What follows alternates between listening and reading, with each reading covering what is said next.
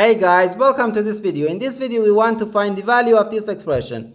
5 minus 10 times 5 minus 10. Are you ready to solve? Let's go and get started. 5 minus 10 gives us negative 5. And again here inside this parentheses, we have 5 minus 10.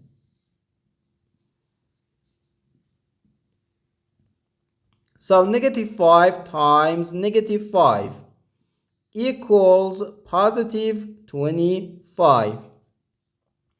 But this answer is not correct because according to the order of operations, which is PEMDAS,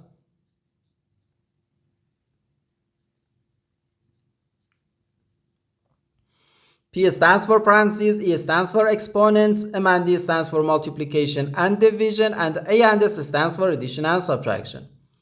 First, we have to do parentheses, then exponents, then multiplication or division, and finally addition or subtraction. Remember that multiplication and division have equal priority and we have to work from left to right. And the same applies to addition and subtraction.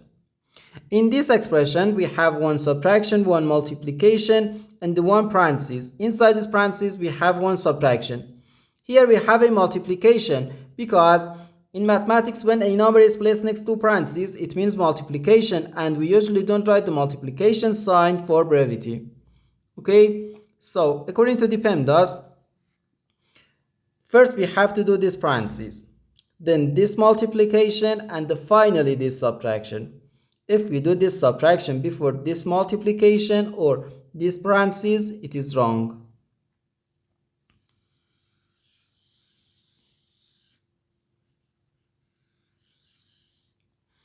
So first we have to do this parentheses. Inside this parentheses, we have 5 minus 10, which equals negative 5. So we have 5 minus 10 times negative 5.